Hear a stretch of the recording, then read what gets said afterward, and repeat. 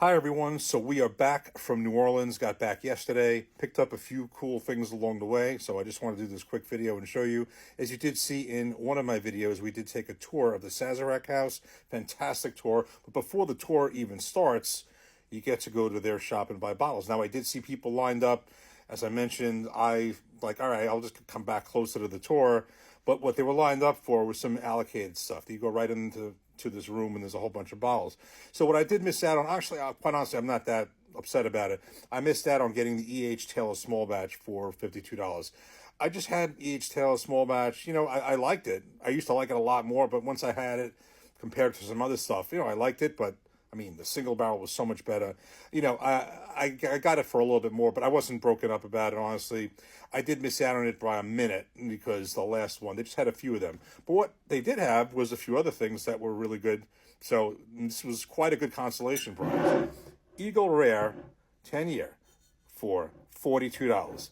What makes that great, and this is the Sazerac house tag on it, really cool. So I missed out. There was a few bottles of the EHL small batch, but there was a lot of bottles of this for $42. They do say one per customer. But what's really cool about this, as I've mentioned time and time again, that originally, 4 years ago or so in New Jersey, Eagle Rare was selling for $37 to $39. This is as close to that as I have seen. They sell Eagle Rare by me for like $90 and up. It's insane.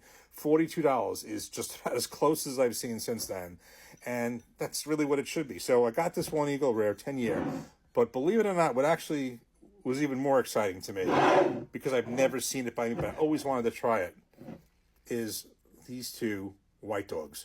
The White Dog Wheated Mash, and then the White Dog Mash number 1. So if you don't know, the Wheated Mash, this is basically the unaged, call it Weller. This is what this looks like before it goes in the barrel, before it ages. This is right off the still. And they say this is basically the way this was drank, 200 years ago, before they even knew about aging the spirit in barrels. They drank it right off the still. So this is basically your wheated mash bill. Call this the unaged Weller. And mash bill number 1, of course, is a whole bunch of great bottles. Is Buffalo Trace, this guy right here, Eagle Rare, the E.H. Taylor small batch, and others. So, and Stag including that too. So this is the mash bill number 1. This is the corn, rye, and malted barley. And this is the wheated bourbon, which is the corn, wheat, and barley. It's interesting, it says barley on the wheated, but it says malted barley on the mash bill number 1. But in any event, this is this. Basically, call this, when it comes off the still, this wheated mash bill right here. I'm sorry, the mash bill number 1, rather. The low Buffalo Trace's low rye mash bill. This is before it goes in the barrel, and this is 10 years later. We're going to do some comparisons, but I've never seen them, but I've never had them. The White Dog Wheated mash bill is 114 proof. And the mash bill number 1 is 125 proof. It's going to be very interesting. I really want to see that. So those were picked up at the Sazerac house. We had a really cool tour. And then, of course, before leaving New Orleans, went souvenir hunting. Got these bourbon praline pecans. And then I got this chocolate Tennessee Fire chocolate. I really want to see how that tastes.